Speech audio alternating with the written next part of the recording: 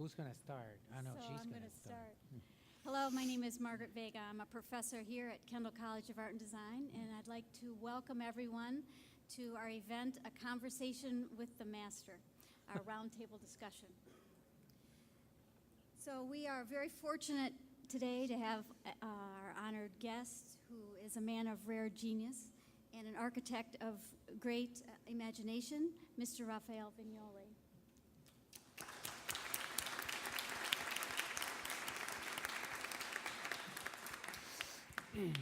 I have a few people that I'd like to thank today. First, Kendall College of Art and Design and Steelcase for their generosity and support in this event.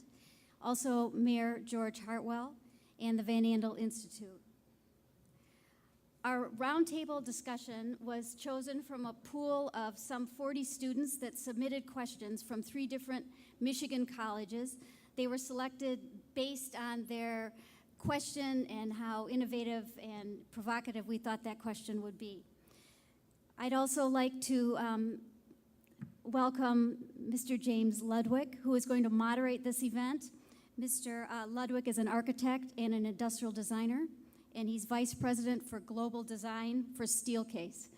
He'll be running the questions today in a few minutes. I just want to introduce our panel to you, and if you guys want to just wave a minute. Sam Chebana is a senior at University of Michigan in the Tubman College of Architecture and Urban Planning. He serves on the AIAS board as chair of Freedom of Design, which is a student organization within the School of Architecture. So, Sam, welcome. David Foster is an industrial design student here at Kendall, and he's also a research intern at Herman Miller. Joe Jupp is a furniture designer and owner of Joseph Jupp Incorporated. His work is in showrooms in the U.S., Europe, and Asia. Joe is a graduate of Kendall College of Art and Design. Shelley Klein is a designer and owner of K Studios. She received her BFA in painting from Kendall. She's known for her stitch pieces that are shown in venues across the country, and she has been published in ID Magazine, the New York Times, and Metropolitan Home.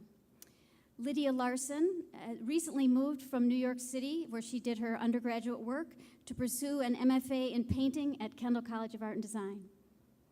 Michael Rodriguez is a senior at Calvin College studying Spanish and studio art in an interdisciplinary program with a pre-architecture focus, so he's busy. And Andrew McCarthy is a senior at the University of Michigan Tubman College of Architecture and Urban Planning. He is their AIAS vice president. Andrew spent this last summer in New York City working with Rafael Vinoly Architects, and I've asked him to give a few opening remarks. Andrew?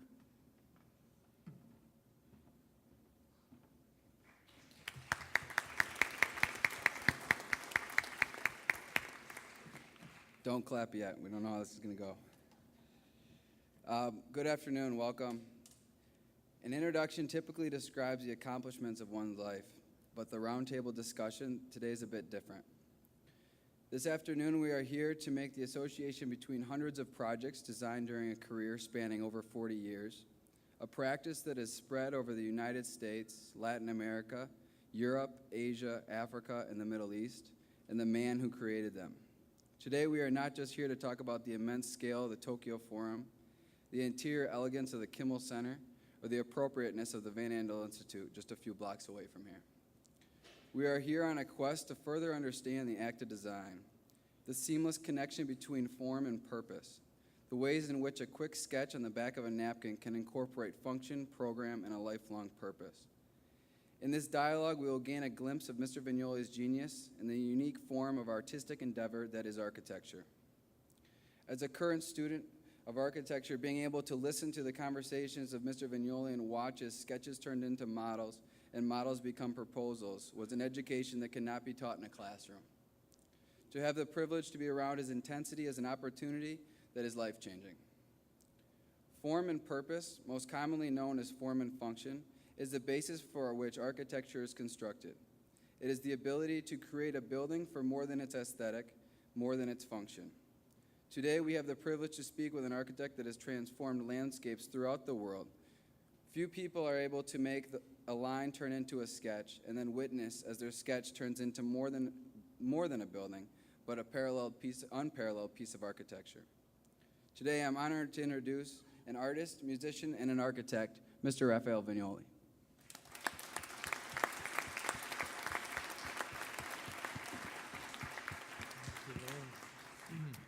Good afternoon. Thanks for the opportunity to be able to moderate this very talented, I'm sure to be soon to be interesting panel about a discussion with the master. Senor Vinoly, I see we both share a common affection for Gretchen Minert.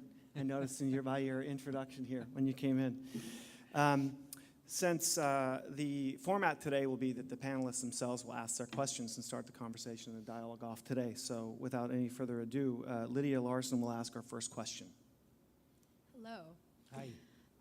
I have a very basic question, actually, perhaps the most simple, but I'm very curious.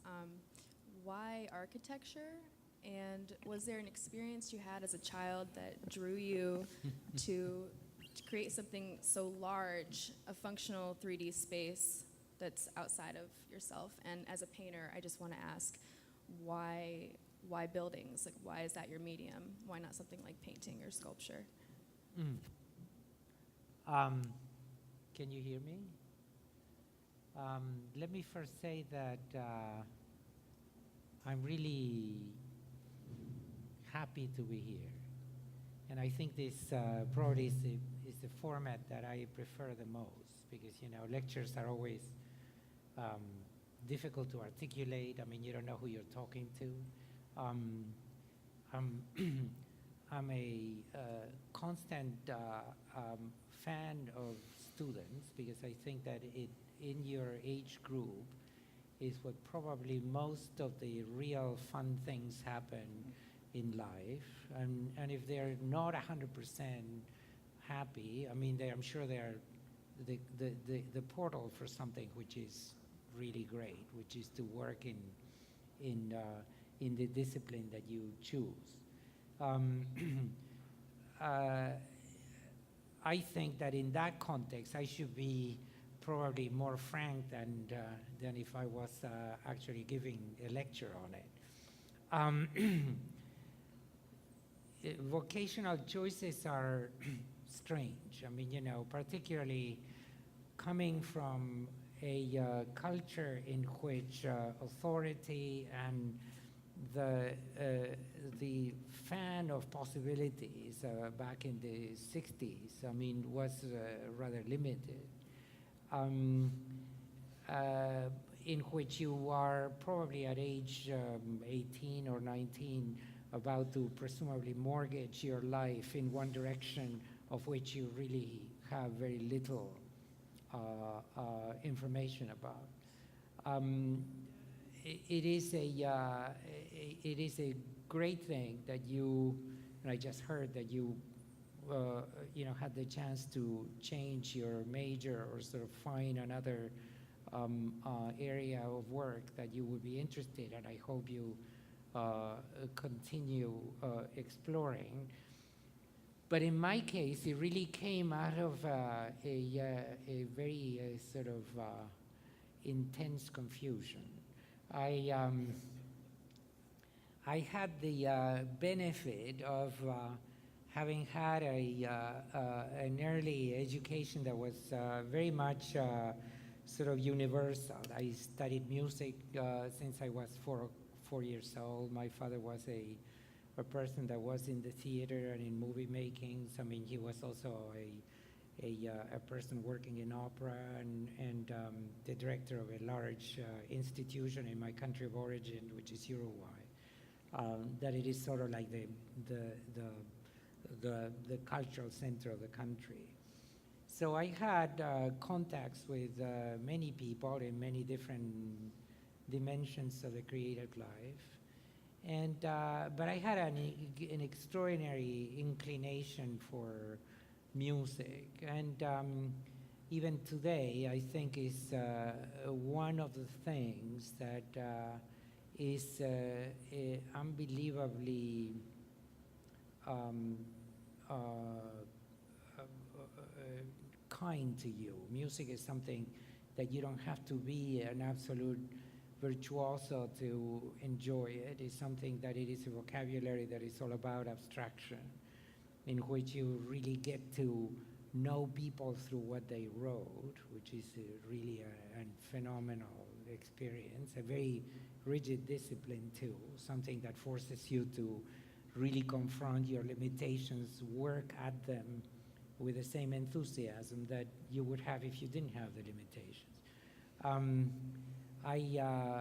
I had also my mother was a student of architecture. There was lots of drawings and magazines and a tradition of talking about architecture. And that probably was the beginning of what, it could have been more of an osmosis type of reaction than anything really planned. I was just telling a friend of mine that, asked me exactly the same question, but an older person. I said, I really realized, I gave a concert that was very good. And I played like I had never played before. And one of the sort of moments in which you shift, all the forces that are behind in a very tight family kept pushing for me to go into music. And I had a moment of, enlightenment, I would say, because that's a profession in which, as opposed to architecture, to the detriment of architecture, it's almost impossible to fake it. You see, no, it's not almost impossible. It is impossible to fake it. Either you play or you don't play, and either you play well or you don't play well. In architecture, you can have a career, and maybe I'm an example of that, in which you're not that great, and more or less you kind of navigate, right? It wasn't that, actually. It was, since you asked me and you mentioned a word that for me is psychologically very difficult to explain, which is that I was interested in, as you say, in large things. It's a remnant of a certain tendency to the work in politics. I think that architecture is politics. And I think that in a sort of strange fashion, you have the opportunity to bring a social agenda to your work that it is very, very difficult to do it in music. Not only because architecture is the only thing in today's world that you are very hard pressed to turn off. You can turn off the computer, you can turn off the internet, you can even turn off the radio and the television set. Architecture, you can't. Even if you are visually impaired, it's one thing that supports your way of life in a way. As somebody mentioned to me, if this is too long, you should cut me off, but I can talk for hours on this, okay? So you all, when you're bored, just raise some hands. Somebody told me, once that architecture is probably the base practice for what it constitutes the largest sector of the economy, which is in the production of computers or automobiles or anything like that. It's tourism. When you think of it, we all are in this business connected to that type of significance. It's not so much that it's going to last well beyond what your life may be, but it is that it has this effect which in a way gives you the chance to challenge convention, which is what I personally think architecture, like most of our work in art or in any other practice, is what is not only fun to do, but it is almost necessary to do. So both the combination of an awareness about my ability to really reach that level of excellence in performance in music, plus the fact that I thought that this was a a practice that gave me the chance to affect the way this perception of how you live or how you work or how you walk or how you transport yourself is. Challenging that convention is something which I think is truly cultural work, which is what art is all about, is what you've been taught here. You need to know how to draw these wonderful drawings that we saw when we were walking in, to really capture how important it is, the effect that you produce in the spectators. I think that's a good lead into Sam's question about from a perspective of an architecture student.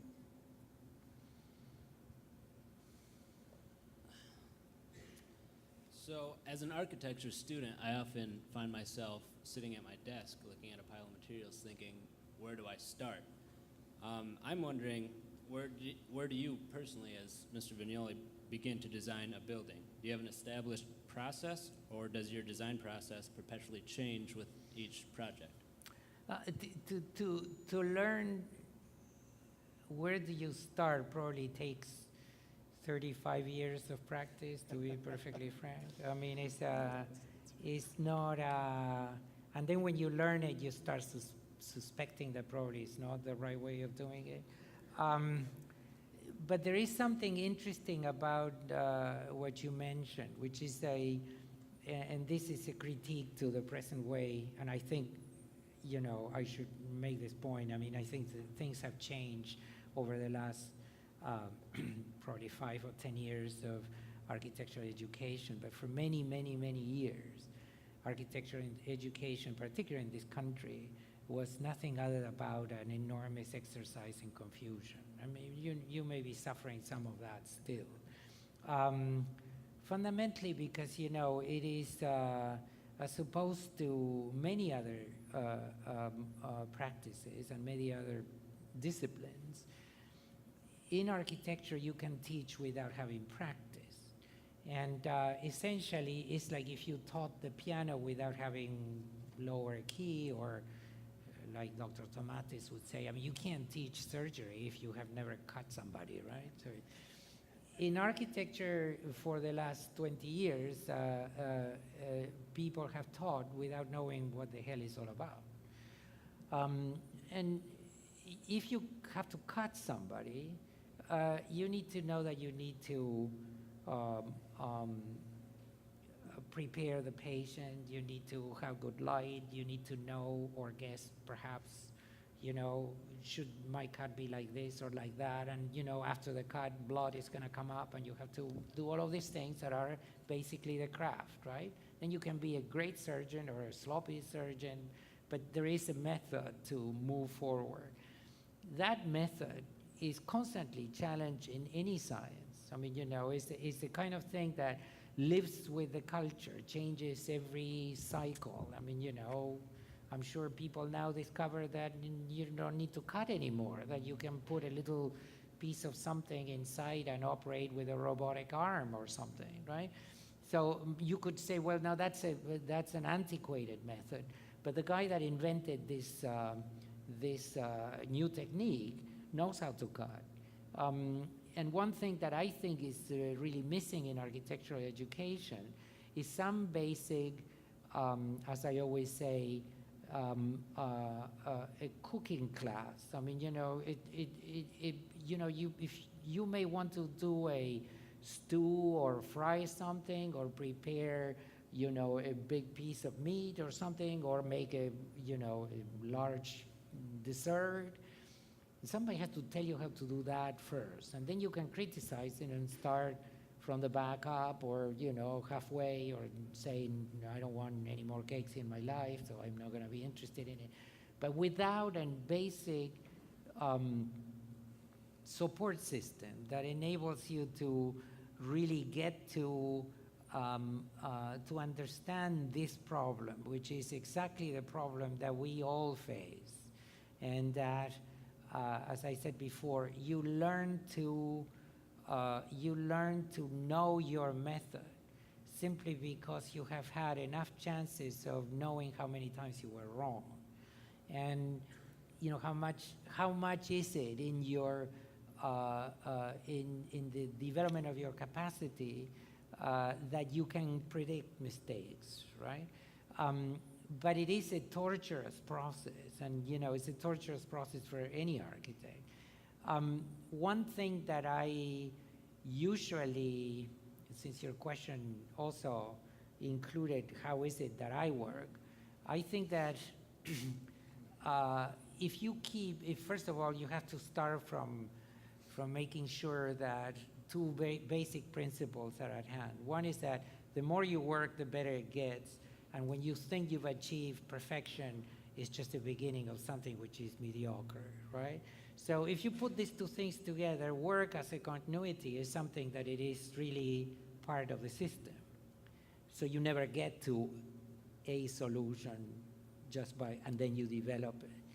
But the one thing that, keeping that in mind, the one thing that it is incredibly useful is just to do something, anything, which is really not, you can say, is a constructed bubble diagram. I just understand the bedroom should be here, the living room here. Just draw something up front, because, another thing which is incredibly important in our business is that people have generated this sense that you're infallible, that you're the result of a moment of inspiration, which in reality is nothing other than hard work. I mean, it is hard work for painters and artists at the same time.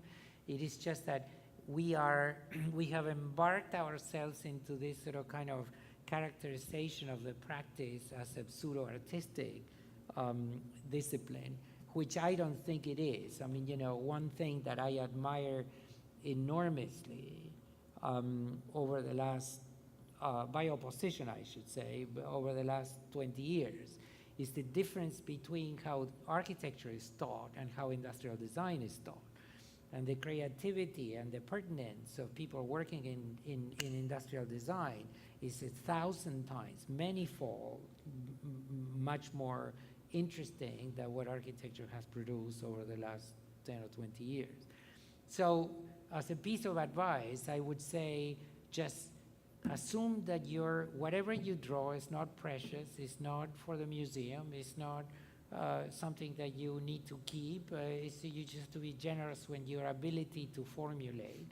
And the closer and the sooner you formulate, the more time you have to do that very hard work, which is to really go through the process of self-criticism.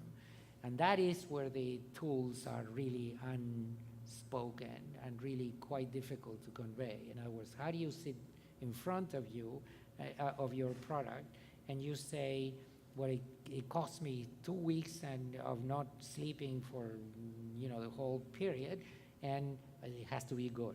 I mean, that's the problem. It's just that if you look at it, you must know that whatever happens after that has to be better than what you did, and that you're just basically initiating this long process of getting closer to some form of excellence. I don't think I'm going to let you off the hook that easy. I'm just Sure. joking. Yeah, There's a yeah. lot of students, I think, of architecture here, whether they're enrolled in universities or whether they came just to hear you speak about that. And I think it's fascinating. And I'm in violent agreement that there's a lot of confusion in the academy. Yeah, particularly in your trade. So can we riff on that a little bit and, Yeah. and talk a little bit more You about see, this notion of it just is- do something, maybe? It is also the result of the present condition of the culture. You see, for the last 25 years, 20 years, say, the architects with a marquee name have actually taken and being able to sell, which is even more significant, the fact that never mind what you want, never mind how this, whole event is produced, basically what you're buying is a gestural output. I mean, like when you are working in art. I mean, art is basically the cumulative experience of a person working through a media in a sort of subconscious level. You can't plan what is good or bad. I mean, somebody can give you a model, you can draw it, but essentially at the end of the day, a mature artist reacts always as a result of this combination between life experience and the mastery of a craft. Architecture has one fundamental difference with that, which is that art costs probably, I don't know the numbers now, but maybe $100 for a piece of canvas and maybe $25 in painting and your time. To produce a building, you first need somebody that needs something. Second, you need to put together a number of people that are capable or able or wanting to give you some money to do it. It is a massive undertaking. It's essentially a collective practice. You can't do it alone. So just in terms, as the Marxists used to say, of their conditions of production, this is a different realm. I mean, it's not the same than art. Now, there have been moments, actually the worst moments in the history of architecture, in which this conception has been completely transgressed. I mean, that people really think that, I'm just going to do this and then I put something inside, right? And there is a danger in what I'm saying, because there is a lot to be said about doing that, about the abstract nature of your reaction as a gestural output in putting together a building. But the conditions of the building design are always concrete. Architecture is the most specific practice you can ever imagine in your life. There is absolutely no way you can repeat stylistic gestures, stylistic takes or devices. You can have your key, your basic key of formal devices, but it changes as a function of program, as a function of space, as a function of site, as a function of technology, as a function of the relationship with the client, social environments, climate, no matter what. And so all of these things require a very, very difficult process of mastery of a craft, which is substantially more involved than the one in art. I mean, more involved doesn't mean that it is more important. It is more multifacetic. I mean, you need to control a number. The media is a media of conversation, by the way. It's all negotiation. But so being able to change your original idea, to adjust it, to defend it, to convince somebody that they don't know, which is probably usually the case, they don't know what they're talking about, right? Say, for instance, the whole idea of a program is what I'm interested in, because that's where convention resides. I mean, if you want a house with 2 bedrooms and 2 bathrooms in suite and a garage for 3 cars and all of that, just what I just said in 10 seconds condensates a degree of convention which defines, for instance, American culture, right? If you don't have a position relative to that, sometimes to confirm it, to reinforce it, sometimes to challenge it, you're not doing that part of the job, which I think is important, which is to change the program. Because, by definition, that's what you always do, right? I mean, the first time that I sat down with Luis to talk about the Van Andel Institute, the only idea that I had, and it was actually completely derived from something that he told me, is that in research, there is this hierarchical organization of the principal investigator, the secretary that essentially writes the grants and all of that, and then the undergrad or the graduate students that work, and he put it like that, in the kitchen. The kitchen is the lab bench, right? It's the kitchen. I mean, it's this tall. I mean, it looks like a kitchen, right? And he probably called it a kitchen because, it's like the best way of describing it. And then I thought, I mean, this is what it got completely hooked into me. So is the kitchen? I mean, and the kitchen usually is something that if you look at residential architecture, is one of these things that has evolved into something completely different than what it was 50 years ago, right? So, I mean, all of a sudden something that was practice by people that you would hire has become a central part of the activity of the family. It represents symbolically an enormous amount of expectations of the family as a group. It is a source of culture. It's an amazing notion, right? So that in itself is what I'm saying is what changes from that very simple two-word statement is where the whole building comes. I mean, just why don't you bring the kitchen to the front? And secondly, I mean, and then from there, a number of other things appear, which actually are just the result of looking for more than 10 seconds at the drawings you're making, because the building guides you once you have a line of development like that. I don't know if this answers your question. Completely. I mean, my mentor, John Haydock, said invention begins where the program is concerned. Sure, sure. And that's before anybody puts pen to paper. You studied with John Yeah. at So- Cooper Union. yeah. Yeah, fabulous teacher. So Shelley, question.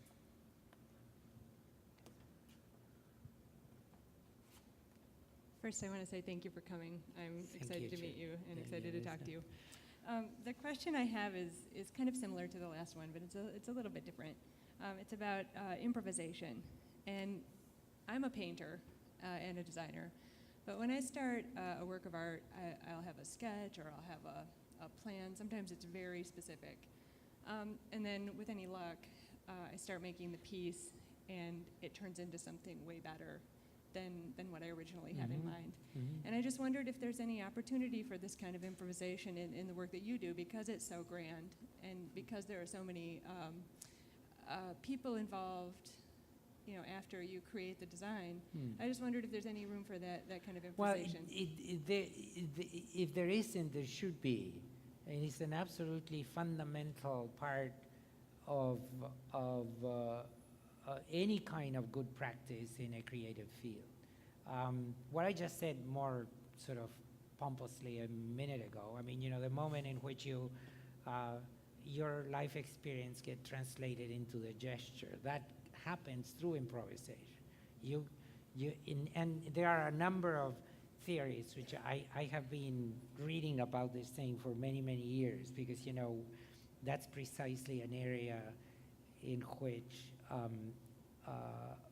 I think very little has been done over the last 25 years or so, which is to explore and really familiarize students with the practice of improvisation, free association, and so on. I was educated almost, I mean, not almost, 100%, in an office.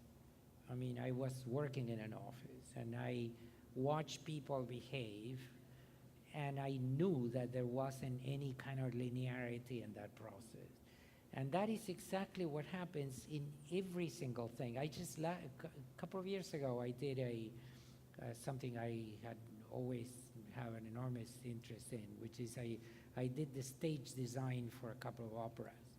And in theater, even though the hierarchies are very much sort of kind of super clearly established, the regisseur, the director, the actors, the stage managers, and so on. But there is a point in which, you realize that everybody that it is in the last week of rehearsals has brought an absolutely preconceived idea of how this thing should be. And then you mix it up, like literally, like if it was a drink, right? And everybody has a complete sense of freedom, particularly in a collective exercise like architecture is, or theater, in which you know that everybody's in the same boat, and that the director doesn't know as much as she or he, had already represented to you that he knew about what she wanted, and this is a she, the one that I remember. And it is like seeing this thing emerge is nothing other than a manifestation of that process which happens to you individually if you are working as an artist.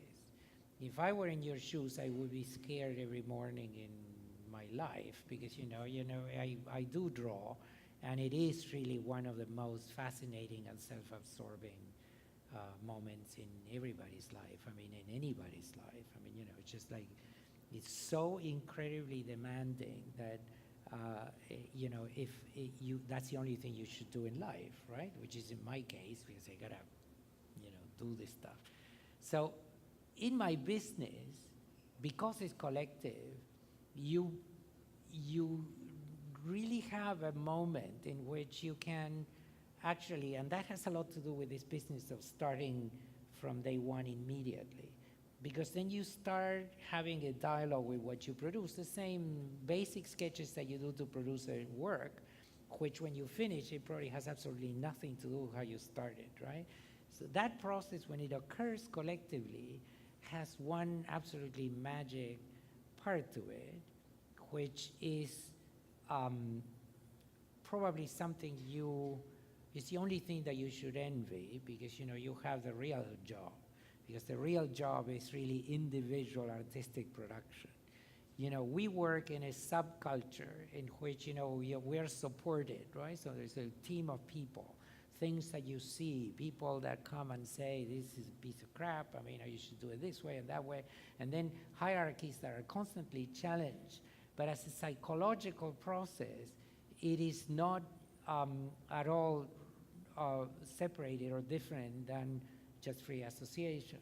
It's just collective free association. So you need to treasure that, because the opposite of this is precisely what is defined and what actually was the responsible factor for a lot of failures in modern architecture, which is the notion that you could actually do this job as if it was a deductive process. I mean, you have a program, you make an adjacencies diagram, then you put a wall around that thing, and then you do a facade, and then you do a model, and you ship it out, right? Nothing further from that.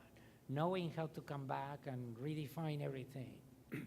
Actually, in some cases, and this is one of the things that is perhaps the most interesting, that people in the field of industrial design have as an experience too, is the production process which actually changes the design.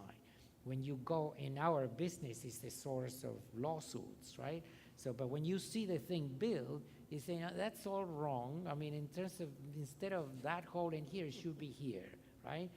That ability is what you're constantly fighting against, the chance to allow you to, and you can only solve it as a function of, you know, basically sort of anticipation and some degree of what you would call reputation. Say that when you say, I made a mistake, that triple high space instead of there should be here, people, and they have to be very, very nice people, trust you, right? But it is that kind of a thing is what it is in the mind of anybody that respects this as a process which is all about uncertainty, all about you know, a humongous responsibility. If your painting is not good, you know, it's very hard that somebody would sue you for that, right? I mean, you could lose your shirt in my view. So it is that, and you can go to jail and all these other things. I mean, that's basically because it's political, although politicians should go more often to jail than we do.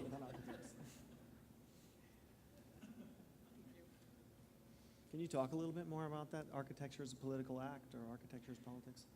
Yeah, I don't want to make it too sound too important. I actually, as a matter of fact, and this may not be something that it is necessarily very welcome, but I think that I have this theory, and I'm a child of the 60s, so for me politics is like the core of one's life, right?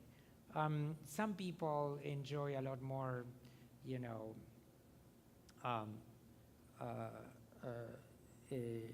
self-indulgence and all of that.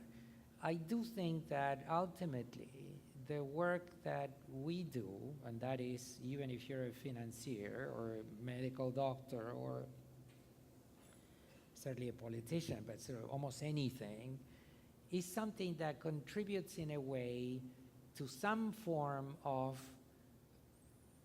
I know this is going to be sort of advancement of certain things you need to become, need to be convinced that need to be advanced, right? Like, for instance, I think that this question of the convention and the changes or the challenges of the convention isn't related to things that work. It's related to a vision that you have of the convention in the areas in which it doesn't work. So what do I mean by it doesn't work? It doesn't work if, for instance, it contributes to a certain degree of mythology over how things are organized in life. Say, for instance, if you are the chief executive officer of a very important corporation, and your office is in a tower separated from the rest of the building, you are perpetuating a certain sense of the circularity of that job, right? I mean, it's as simple as that. I mean, by the way, apart from all of these sort of structuralist notions about the meaning of architecture, the meaning of architecture is always the same. It's what you see. Can I go up? Can I enter a place? I mean, I'm sure there's a door there, right? So, I mean, this is a social space, right? Somebody walking on the street that it is capable of or interested in listening to us or looking at your drawings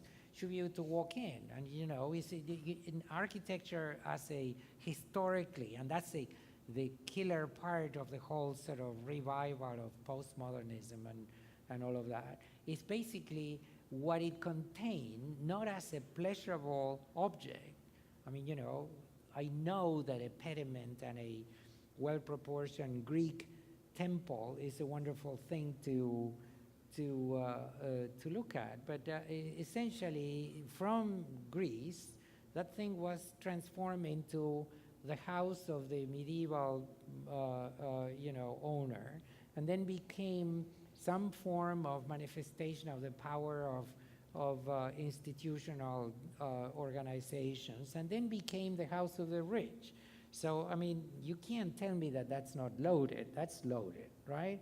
I mean, that figure, right, with the 4 columns in the front and the pediment and the, for instance, one thing, I've done a lot of work in justice for the Justice Department and so on. I mean, dealing with the question of the significance of the justice system is one thing that gets only polluted if it is through fear, right? I mean, if you look at a building that looks like a justice, like a court, right? I mean, probably it's wrong, because that's exactly this absolute basis of democracy, right? I mean, it's not voting; it's voting with the ability, in some cases, manifested or not, that you can actually challenge the vote, right? And that you can, that there is a justice behind this that actually works, and there is method, that there is a rule of law. So for me, those type of projects are always dealing more often and more concretely than in others with this question of the meaning of what you're doing. But the meaning is also very pedestrian. I mean, it's about, do I see what is behind? Am I being invited to a place? Do I have the right to be invited? I mean, am I in the capacity to change my position on a certain working structure? I mean, could I move my desk from this floor to that floor without disrupting the works of others? I mean, those are the kinds of things that manifest themselves immediately into programmatic solutions. And I think that that's what is challenging. So for that, in that level is that I call it politics, because it is, how else would you call it? I mean, it's social organization, it's relationship between people, it's how you get informed. I mean, how much, I mean, apart from the wonders of it, it is not a new idea for me to tell you that the most important instrument in contemporary politics is the internet. I mean, it's like, how else would you call that? It's all about freedom, accessibility, information, the inability of the systems of repression to be able to filter your information. Look at these poor Chinese. I mean, the effort. I mean, they have 50% of their engineers are working on how to block this thing. They can't block it. You see, so that is, for me, the guy that invented this thing, and the guys that actually figure, and this is all through science, that there was this possibility of enriching through exchange the scientific knowledge that invented the architecture of making it unstoppable, really did make a political act. And that's a fascinating thing. By the way, the same with good art, as you know. I mean, you know, this is what I was telling you before relative to this question of whether you are 100% into it or not, is that, am I doing something wrong with this thing or not? It would be easier with it. Anyway, so what I'm saying is that when you stand in front of one of these amazing pieces of art, and they are timeless, right? I mean, you know, if you learn yourself to allow that experience to grow into your perception without any kind of preconceived images, your reaction, which I always think is bliss, right, is one that gives you a certain dimension of freedom, doesn't it? I mean, it is when you go, I mean, I did this job for the museum, for the Cleveland Museum of Art, and they have an unbelievable collection. And, you know, one of these things in which you go and you just can't believe the stuff these people have in there, right? And, you know, full of problems and a mess. Then I went to the opening and I saw a Monet that is completely un-Monet, right? And it is a painting that of his wife walking outside of his room, and the French doors are closed, and this woman is passing and peeking into his room, right? So for me, and it is the most, for me, and I'm telling you just an experience on as a spectator of a piece of art, right? So this is his wife going out, right? I learned all of this because I was totally shocked by the image, because it is, first of all, it doesn't look like a Monet.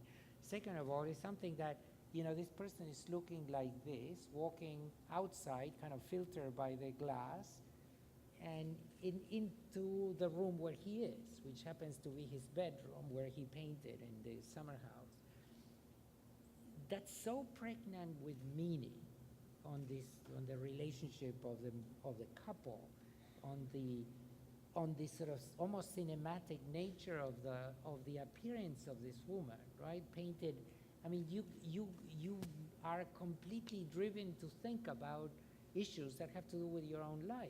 I mean, you know, and so the power of that. I mean, you know, it's like I went upstairs and I saw this frog in watercolor. I know who drew it. You know, fabulous drawing.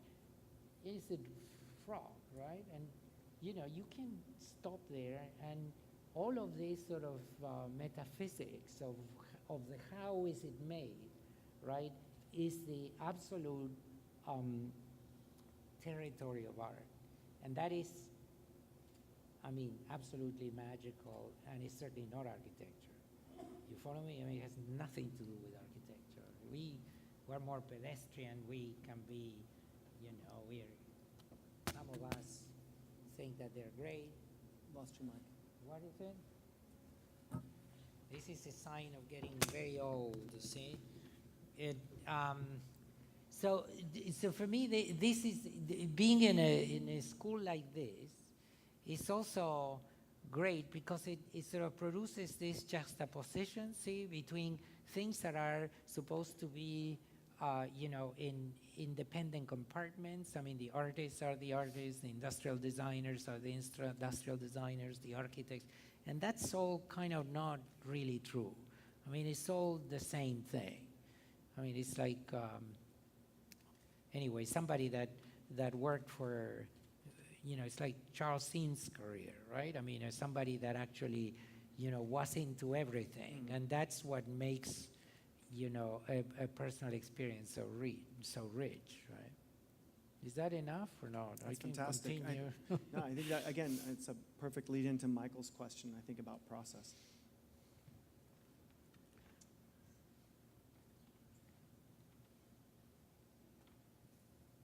Mr. Vignoli, my question is, how do you study contextual issues for a project in an urban environment? What are the types of things you look for? How do you study them? Describe your process, perhaps with a few examples from the Van Andel Institute, if that's possible. Well, it's also, I mean, this is a little bit specialized, I think, for some of you that are in the learning art. But, I mean, the concept of contextualism, is something that has been completely reduced to practically one of the most pedestrian descriptions in the world, right? I mean, in recent years. I think the context is what urban or not urban, context is precisely what makes the specificity of a job or contributes to it in a big part. So it's something you cannot disregard, but it's certainly not something that has a moralistic access to it. I mean, the most sort of unsophisticated period of architecture during the 80s and the beginning of the 90s was precisely this over-contextualized response to everything, right? So, I mean, the context was not only what you had next door, but also formally, in form-making terms, but also your history and so on and so forth. I think that context is really a complex concept because it is something that has to do with a myriad of different factors that interact all together into creating the complexity of a problem. So the response is really much less of a response than a reinterpretation of it. Because if what you're doing, I'm going to tell you a story now that is just like today, right? We're doing a project in Ireland, which is in what they call the Georgian Mile. And you're an architect, right? You're an architect? I'm a student. Yeah, well, call it. Not much difference, let me tell you. This project is a project to rebuild to make a new building for the power agency in Ireland, which is a combination of private ownership and state-owned. They, in the 60s, took this a full block, minus the two corners, of the famous Georgian mile, which is a mile long on absolutely regular Georgian houses, one after the other. This stupid little door painted one green, one blue, one red, with little stools going up and, small windows, and it's all like that, right? And there is an enormous, this is a competition, so, I mean, if somebody has a friend in Ireland, don't tell them this, but it's a, because we haven't even submitted it.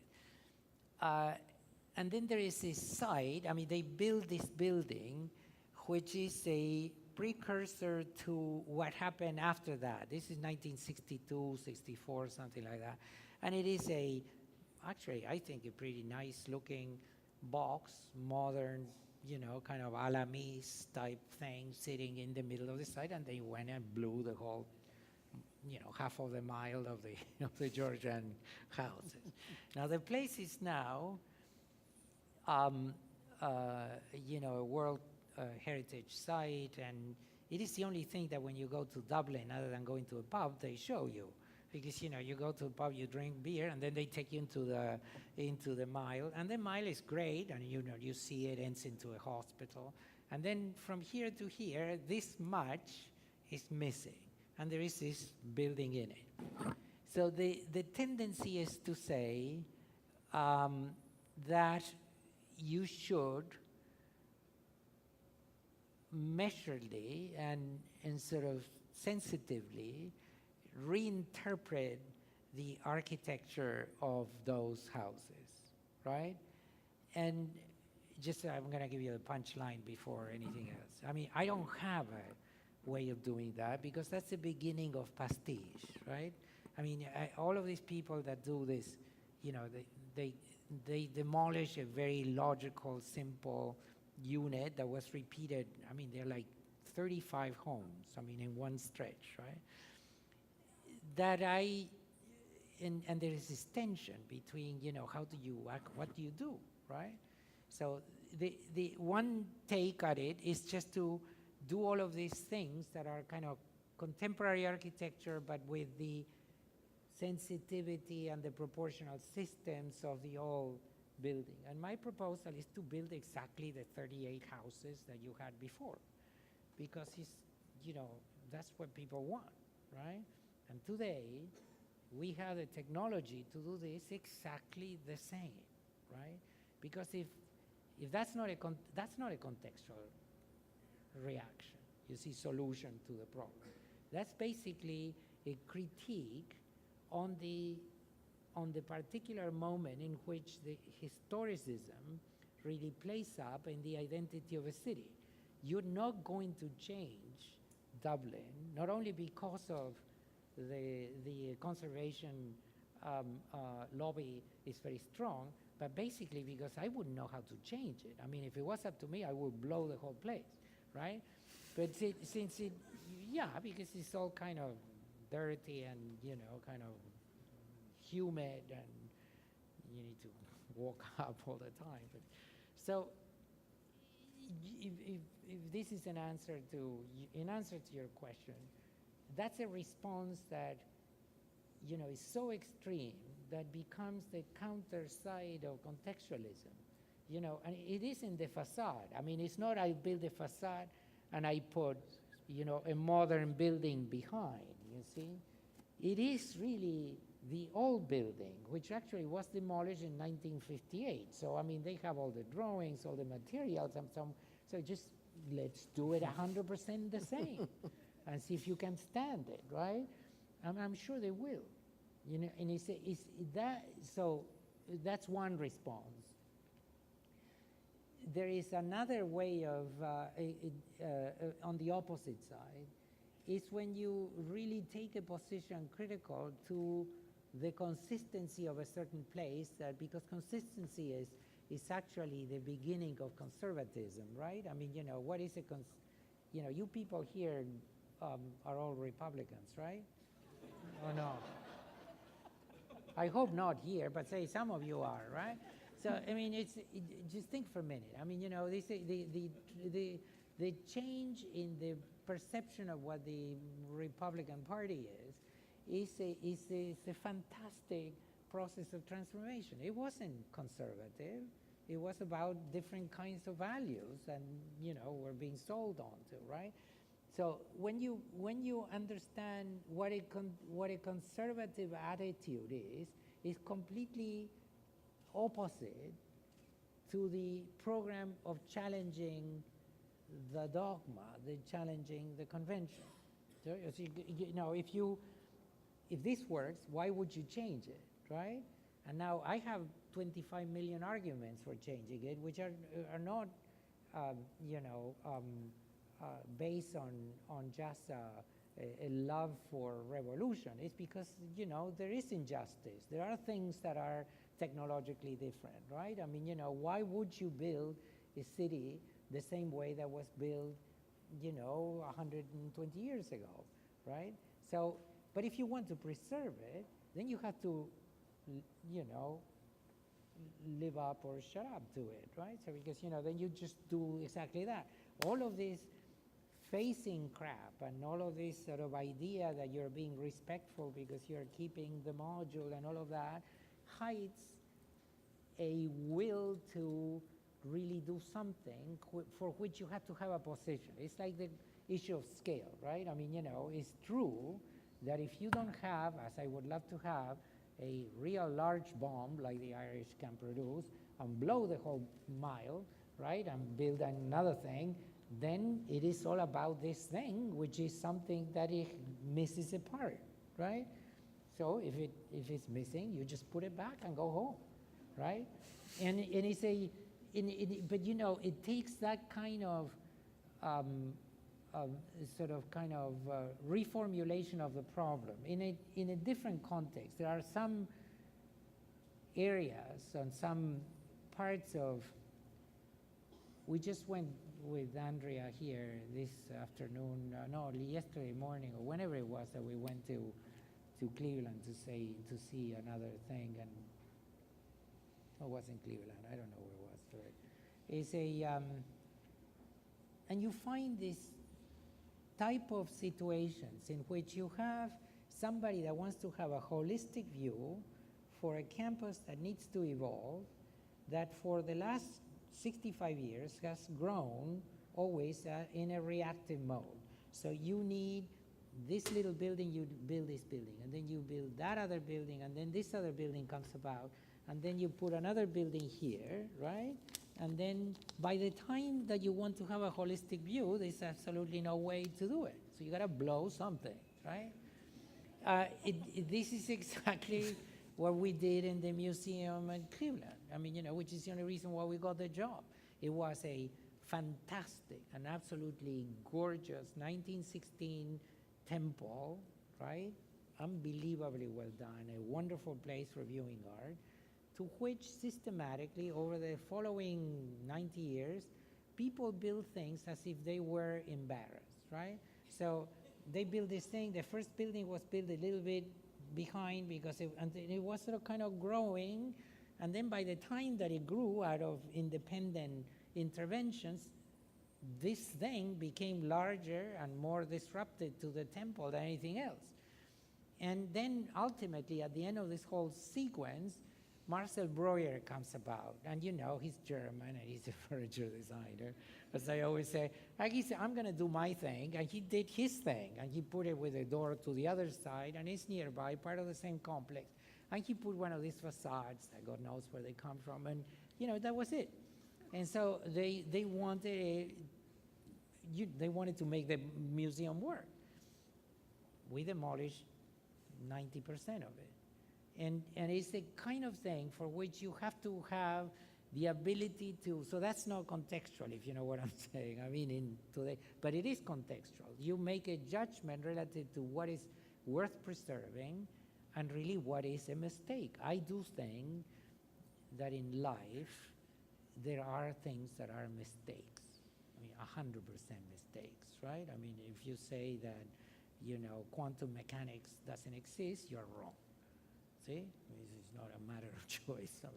And if you hide your interventions up to a point in which the building that you've produced is 10 times as large as the building that you were trying to hide behind, you're wrong. So it needs.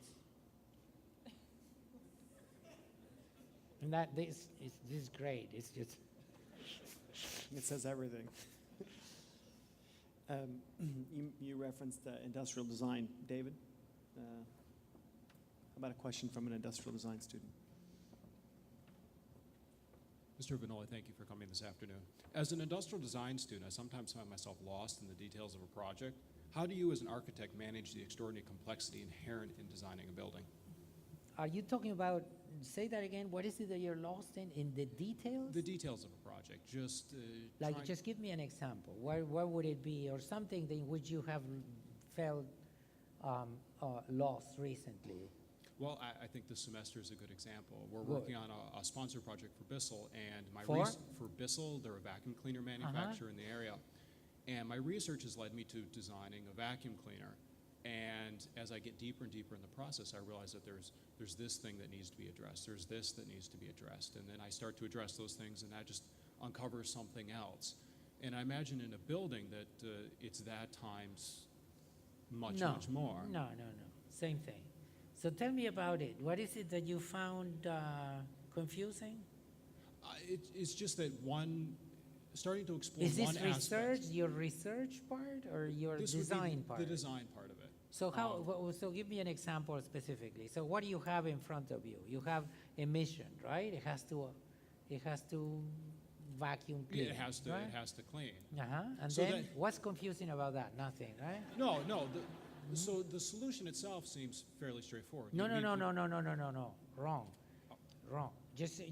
I would just want to understand the categorization about detail and something that it isn't detail, right? I mean, I'm not trying to No, no, put you no. on the spot. I'm just saying, if you have to design a vacuum cleaning machine, the basic thing, which is without any kind of doubt, is that it has to vacuum clean. I hope so. Totally different than what Shelley has as a Sure. problem. Because she doesn't know what she has to do, right?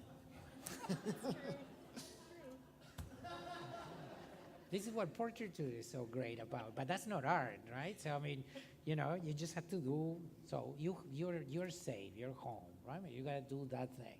Now, what came after that? Because that's a very solid part of conceptual mission, right? So what comes after that? How you make it work? Sure. So going in and looking at a user group and trying to understand what kind of problems they're having with cleaning, and then going in and then trying to address different solutions to solve for those problems.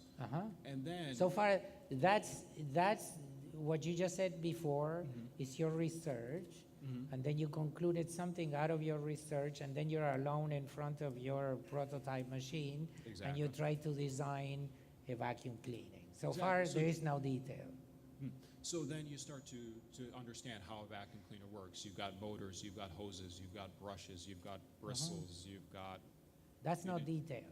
But then going in and trying to manage the design of how all of these things go together and how do you develop a coherent aesthetic in which to wrap that. I sometimes find myself lost. I'm staring at a sheet of paper. Wait. But you see, you're lost not by detail. Okay. You're lost by the complexity of the task. And the complexity of the task is something in which recombination, the motor, the hose, the bag, Sure. the wheel, whatever this lady told you that she hits it when this way and that way and so on. Yeah. So you need to recombine all of this, and at a certain point, you need to really find a direction. And you don't find this direction. Did you finish your product or not? No, I'm actually in the midst Okay, of it now. great. So now I'm going to give you, I'm not an industrial designer, although I would love to be, but I don't think it's any different than what Shelley does. Just take it like that. I mean, you don't know what to do because it's complex, right? Sure. Because design is a complex activity, right? And by the way, if you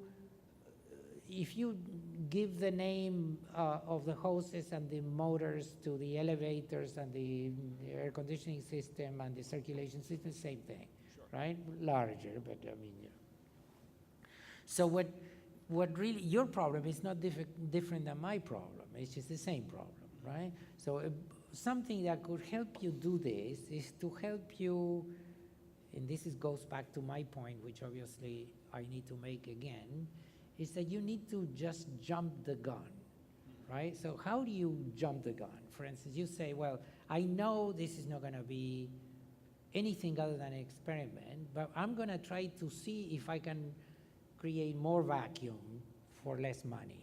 And that has absolutely nothing to do with whether it hits the base of the furniture or the color, if it is good looking or anything. I'm just going to work on that.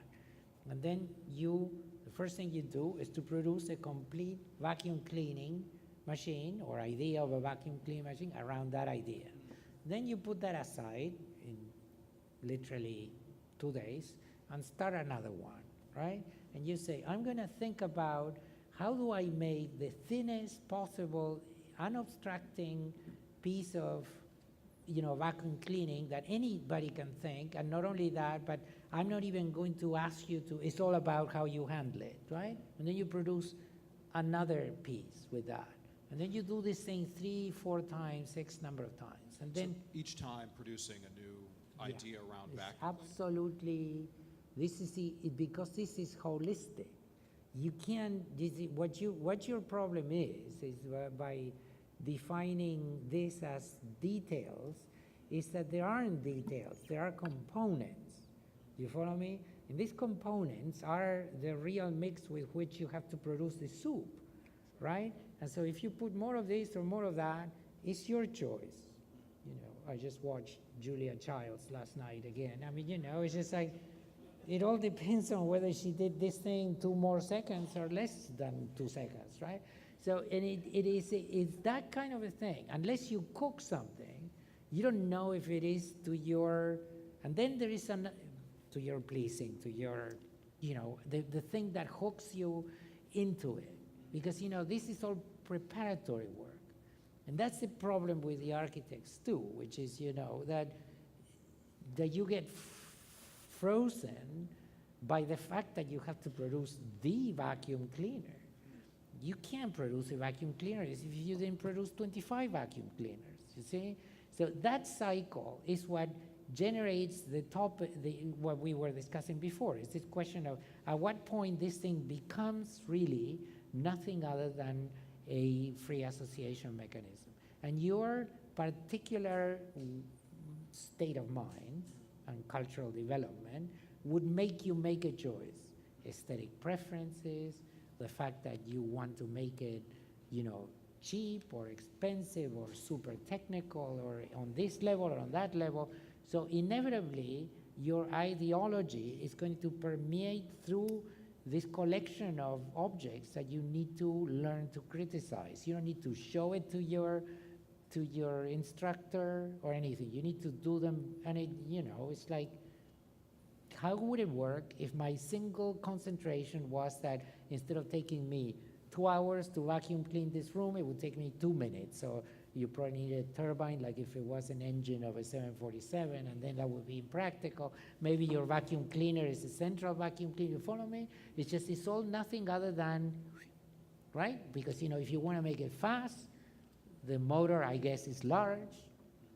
So your vacuum cleaner cannot be sold unless you put it in the garden, like you put a, you know, oh my, what's wrong with that? I mean, there are of those, right? I mean, like a what do you call it? Like a cooling tower, right? So I mean, you know, and the rest is all you know, a series of hoses that I just give to 20 people to clean the house. I mean, who's gonna tell you that that's not a vacuum cleaner? I mean, you know, but that is all association, you see?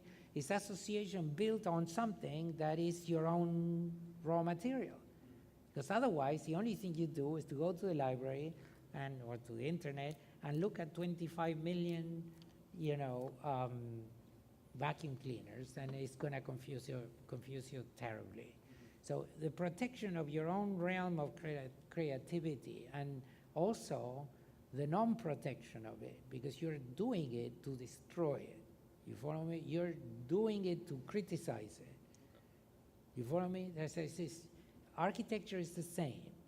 And there is always, like, you know, just think, for instance, in the job as a president. You need to make priorities, right? I mean, you know, the world and all.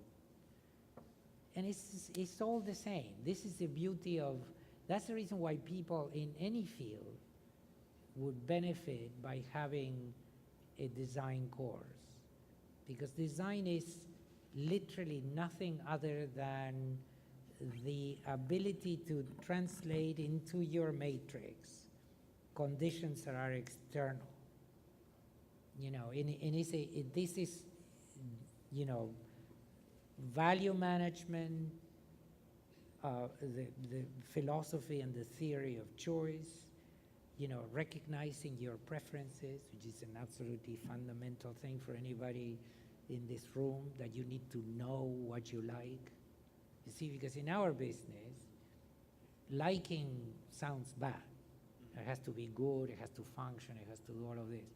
It's absolutely fundamental. You need to like it, because liking is the core of this thing. You know, this is the reason why you're in good shape, because your job is nothing other than liking, right? So it is but this is the core of the thing. So it's a wonderful thing that you can actually practice tonight. Just get the vacuum cleaner and write it down. Another thing which is absolutely fantastic is that words are tools, you don't use the words afterwards, you use them at the beginning. You need to write down exactly how could it be? What do I put first? I mean, what's my priority in this problem or in that other problem? And all of this gets, as I say, mixed in a part of your cortex that is really, I mean, I don't know, maybe some people in medicine can explain that, but I don't think it's easily explainable. It's just really a totally fundamental process of association through filters that, you know, are going to change the same way than the brain changes. I mean, when you learn something. David, that one was for free, and we'll be looking forward to the presentation in a week. Okay. Thank you. So, Andrew, how about you?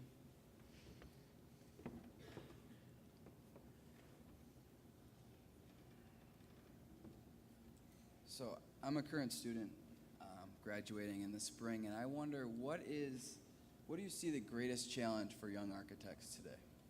Get a job.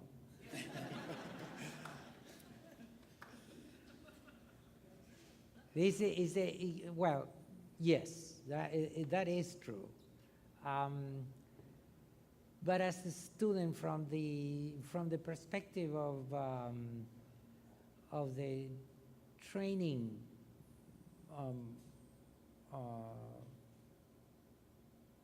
of the training process, I think that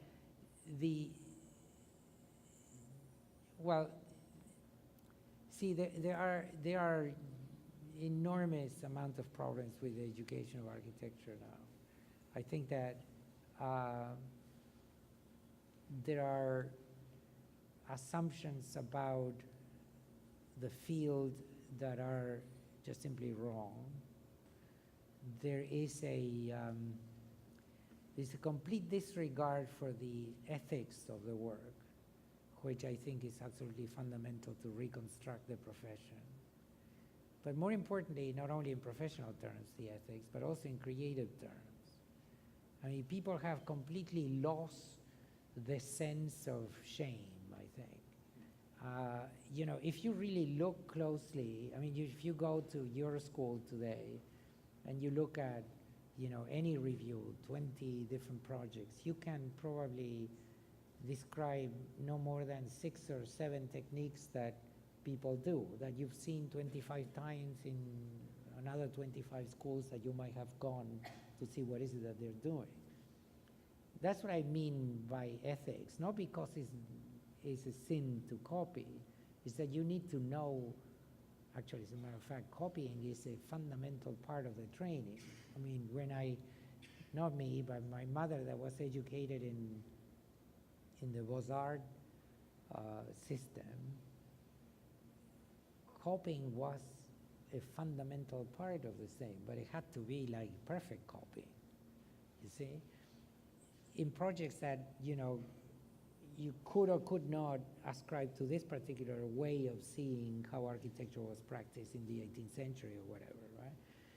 So for me, the most important thing is that if you take what you're given, right, as a problem, and the most difficult thing is to construct for yourself, and this is a problem that I still think in any design discipline is very difficult to overcome, but absolutely fundamental, is that you need to make a connection between what you did last year and or last semester and what you're going to do now.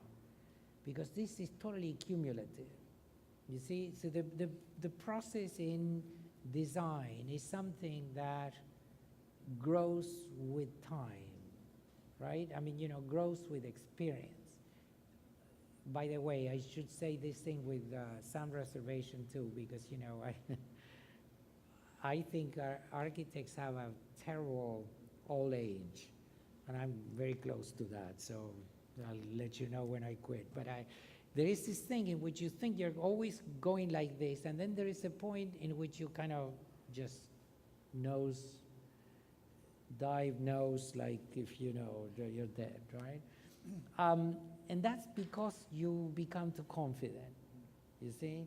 So I think that the critical thing is not to the opposite of what could happen to me, could happen to you, but actually exactly for the same reason. Is there, I mean, I may come to a point in which I really truly say that I know what I'm doing, and you may start from a point in which you may not have any idea of what you're doing, and you don't use what you did before to feed up what you're doing today, you see?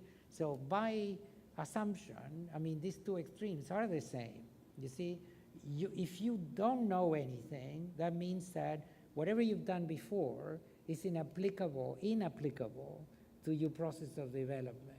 And if I am here and I think I know everything, it's exactly the same problem, because there's no way to know everything, you see? So I think that the most difficult challenge is to be critical of the way you learn, because that's what makes for brilliance. I mean, the only thing that it is important is to know how to learn. And you have to observe yourself learning. And if you don't get any kind of help in telling you that it's something that you have absorbed, right? And that somehow it is somewhere in your memory, somehow here, and that's knowledge. What you end up with, if you don't follow that track, is assuming that architecture isn't knowledge. That architecture is inspiration, and it isn't. It is knowledge. And like every single other thing that involves knowledge, it requires imagination. But it isn't that you're blessed. It isn't that, this guy was born like that. I mean, you can trace these things very carefully, and because you're in the moment in which all options are open, you have the responsibility to know what door you're going to go knock, right? Because it's all there. It's incredibly exciting, and you need a lot of tutoring for that. You need this is the only thing that it is important. It's just giving you the chance of seeing an array of possibilities which is 10 times larger than you imagine, and helping you be secure that if you fail that way, you can go this way, you see? Because that's the most difficult thing, to trigger in your mind the idea that you're learning to learn. Terrific. Joseph. our Thank you final for question. coming. It's a real honor and to share a stage with you. In reflecting upon your career, what are the 3 greatest bits of truth that you can give other artists and designers? Say that again? In reflecting in your career, what are the 3 greatest bits of truth that you can give other artists and designers? The 3 truths? Yeah, for example,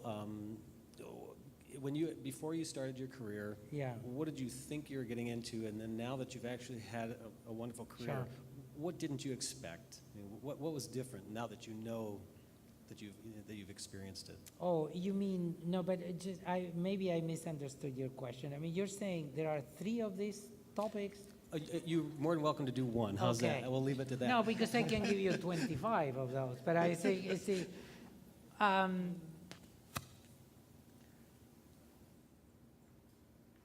I think some people. I think that intelligence, which is a fundamental thing in this business, is really the ability to really understand your conditions, right? I mean, you need to. I mean, a person that is intelligent may not be talented, but intelligence is unbelievably fundamental in this business. And so what is intelligence for me? Is the ability to measure and to size things properly, right? It's this like this. We're here talking about design, and it's probably too late. That's, maybe you guys are into it and we can continue talking for another 6 hours, which would be lovely, but we gotta keep that in mind. I think that the most the most troublesome part of not knowing what you're getting into is the result of misconception. You see, and we are, by education and by training,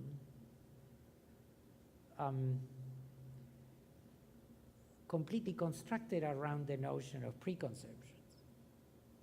You know, if you're not married, right? Yes, you are married. am, Yes. Okay, I just saw it. So did you ever think about what you were getting into? Absolutely not. I say that So lovingly. that's across the board. You see, it's totally an inevitable part of life, right? So the intelligence that you need to apply to that is that all of a sudden you find yourself married, and it isn't what you thought, but it is something else that you can make into something, right? Isn't it true? This is good. Keep going. I mean, it's absolutely, absolutely true. And then there is and I probably should have used another example, but so be it. The key for that is that you have a tremendous responsibility to be true to the process of redefining that thing. Say, for instance, you know, when I got into architecture, I thought that, you know, it was a protected profession, that it had public visibility, and that that visibility resulted in some sort of normalcy into the financial structure of the profession. Well, it ain't, right? So then you say, okay, so then, you know, I'm not gonna expect to make a fantastic living out of it, but I can expect something else, and then you need to kind of balance this out, right?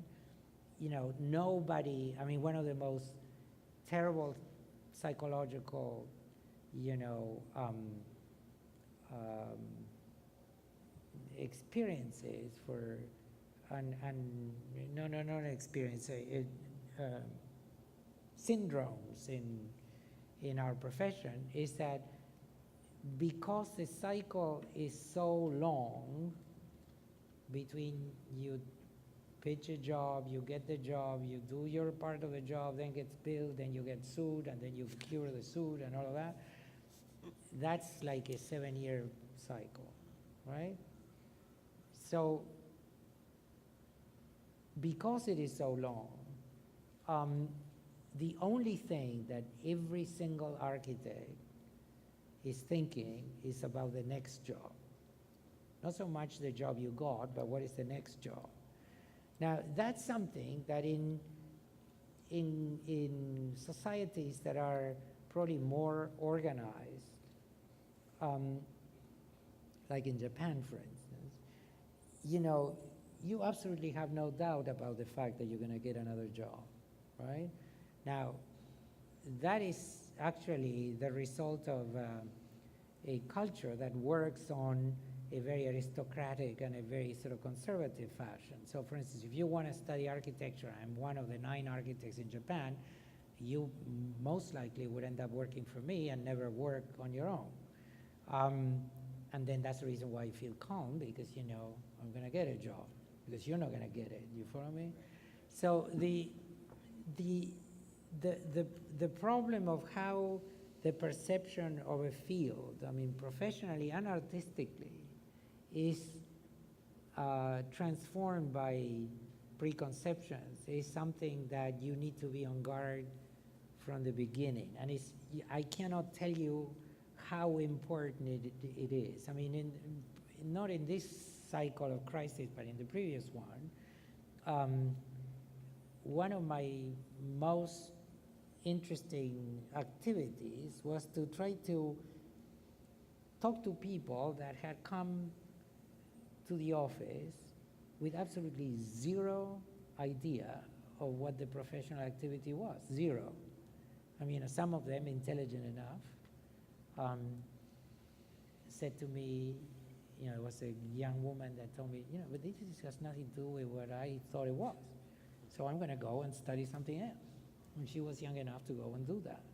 Now, from that, which is a crude example of something which is a result of a particular way of teaching, to the inevitable thing that every time you move, the world is different, right? You're in constant guard. That's the great thing about people like Shelley here, because all she has to do is to go to her studio, pay the rent, which I hope you get some help from somewhere, and just do your job, right? Because it is you and your own mind.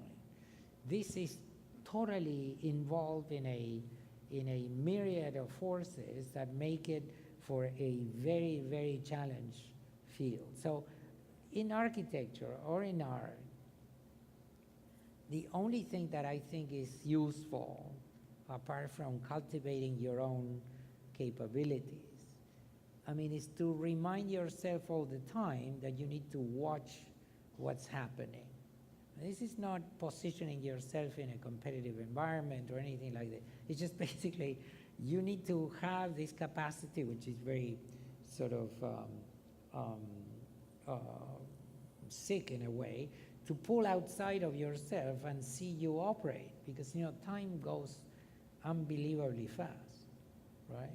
And one of the most amazing things about life is that you get mortgaged without knowing that you're being mortgaged, right? That's the reason why this moment is so unbelievably bright and terrific, because it's frightening like hell too. But every single thing is possible. It's just that you need to exercise your choices, but you have them. 20 years from now, you would have, an equivalent percentage less of choices to be able to make. And that's what's so great about education in an environment which presents you with a curve of learning, which brings this question of choice to the first moment of your career. When you are in science, you really do start, in a ladder. It's like in music too. You need to do your exercises, your scales, everything. Then you come, and then you get to the moment of realization when you have that background of craft built up. In our disciplines, you're confronted with these two things. You have to do two things at the same time. You have to learn, but you have to choose in order to learn. So it's torturous stuff, but it's fun, it's good. What I'd like to do too is I'd like to get a couple of questions from the audience. I think there's a lot of people here who have been listening intently, and I'm sure there's been a lot of things that you've said tonight that really have spawned some other questions. So if I could get the mic from Joe, maybe, and then anybody have a question out there? Because otherwise I have about 10. So there's one in the back.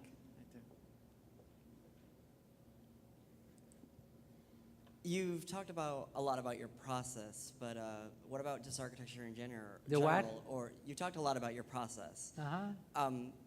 What about being an architect? What makes a good architect?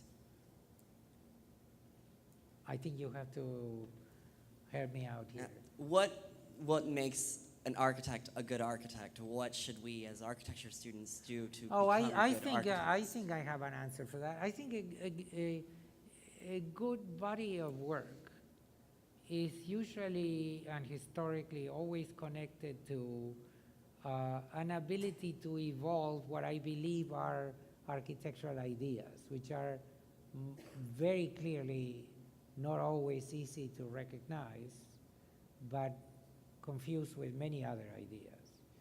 Say for instance, if your idea of architecture is to think that you're going to use psychoanalytical techniques to do your design, that's totally, I should have an expletive now, wrong. That's wrong. You see, architecture is not anything other than what it is, which is a hell of a lot. And it is, by the way, it's the only thing you cannot turn off, right? And he say, so we don't need any of that crap, right? What we need is something that goes back to exactly what is it that we're doing. And what we're doing is just shaping the mechanisms of life, right, in ways that are essentially rigid and therefore pretty responsible for many things that are really quite devastating in some cases and quite wonderful in some other cases. You know, the history of architecture is very much connected to the history of demolition too. And that is something that if you look, I mean, there is a certain kind of fad now about demolishing things, but it was true before too. And it's, that only tells you how significant the responsibility is. So a good work of architecture is one that somehow contributes to the development of one of these basic things that could be conceived only if you think architecturally. For instance, if I told you that the free plan as a notion, right? And are you an architect too or no?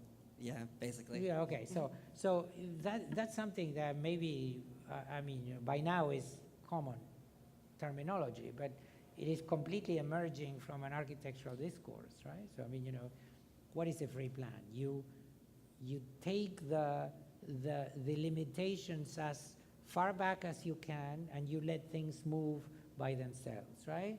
You don't need psychoanalysis. You can. I mean, by the way, this is not a critique to the critics of architecture. I mean, that's all fantastic. But if you are in practice, the only thing you want is to talk about the free plan. No, why is it that you generated, how much your mother tortured you, or, you know, Freud discovered this, or whatever. I mean, you know, it's just 100%, how do I make a building work, and how do I use the concept of a free plan differently? And if we collectively sort of go back to that substance, you'll see that people that last in this business, they only last because they came up with brilliant architectural ideas. Let me give you an example of why Palladio is great, right? Now, if you talk to Colin Rowe, he would tell you, this is a famous British critic that wrote a book this thick about the mathematics of the villa. Lovely to read. The guy invented something which is, when you put it in context, completely magical. The success of Palladio is not because he did the half-point arch and, you know, he had an extraordinary taste and a great designer, all the rest. He did something that nobody had done before, which is to give you a church as your house. Just think of that. I mean, a man that translated sacral and metaphysical space to a residential program.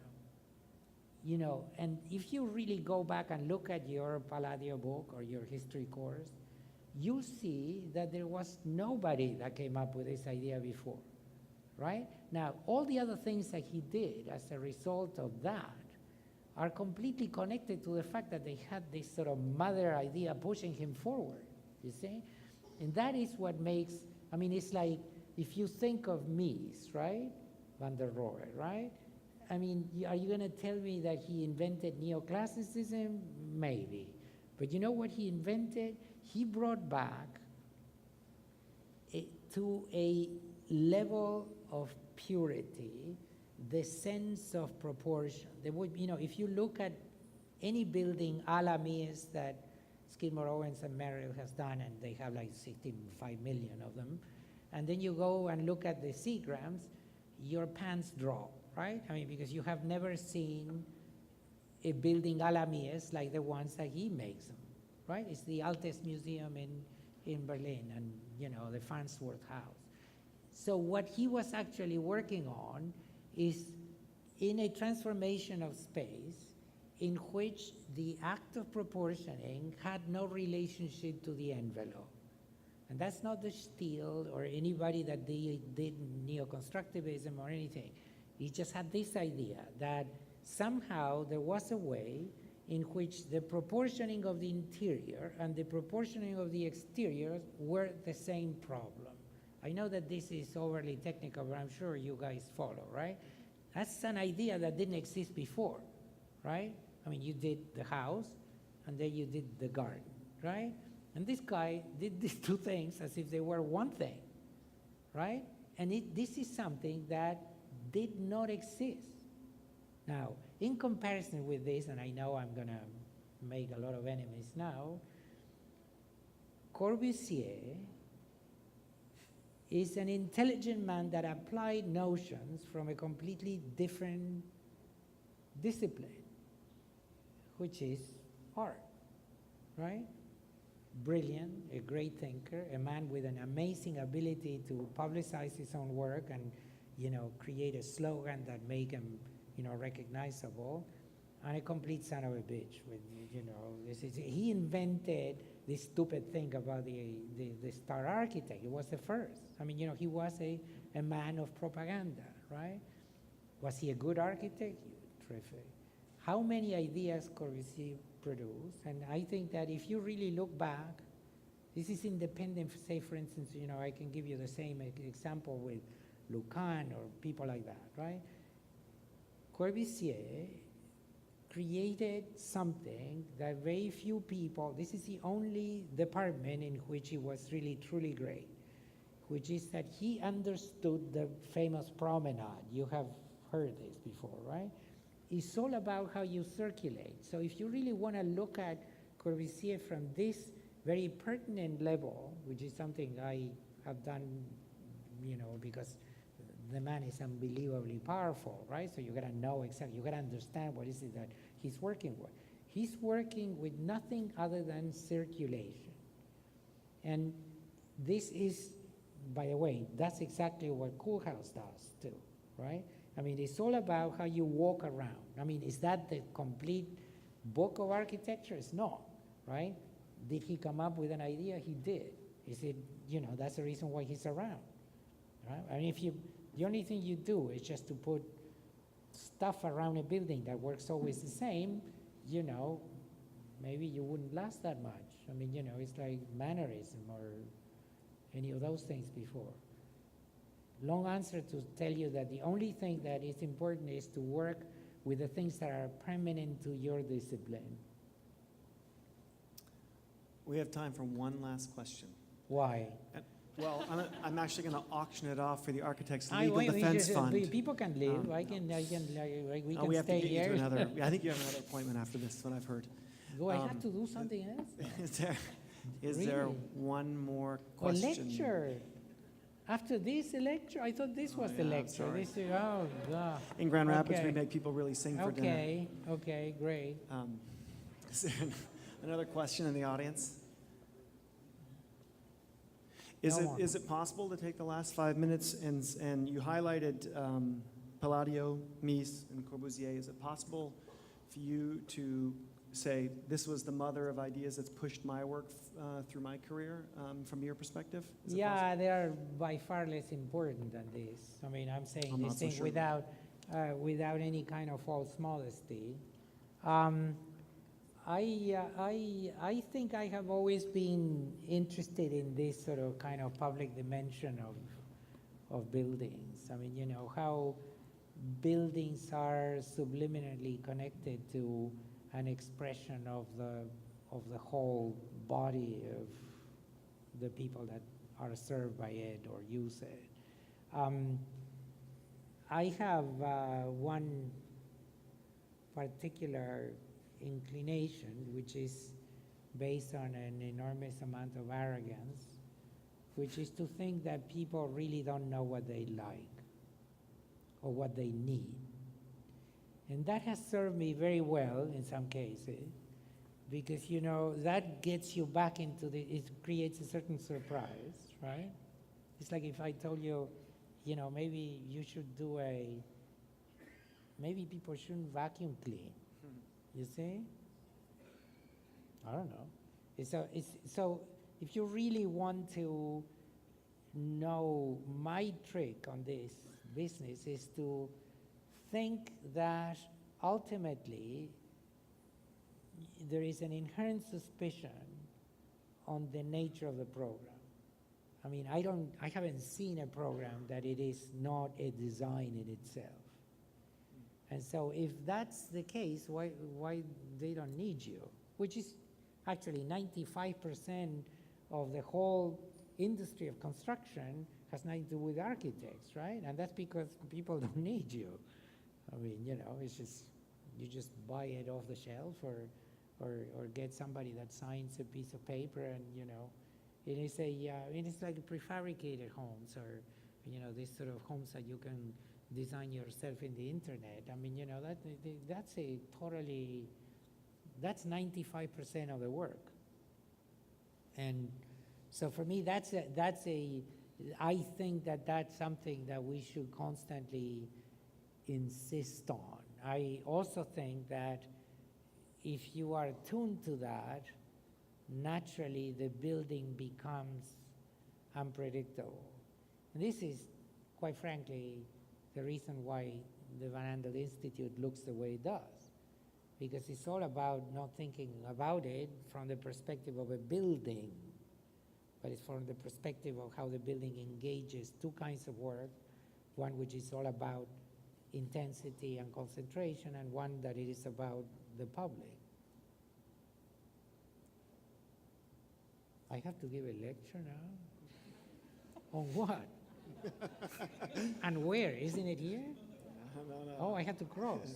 Okay. So we'll give you a little bit of a But break. please don't come, okay? Because I'm going to repeat all of this again.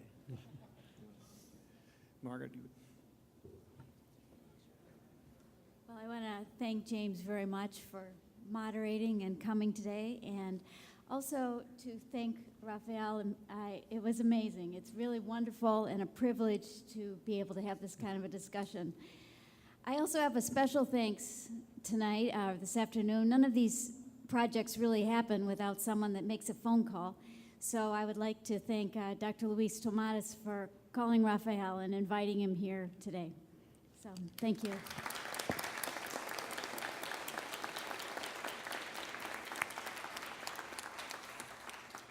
So let me just explain what's going to happen next. We have a reception over at the Federal Building.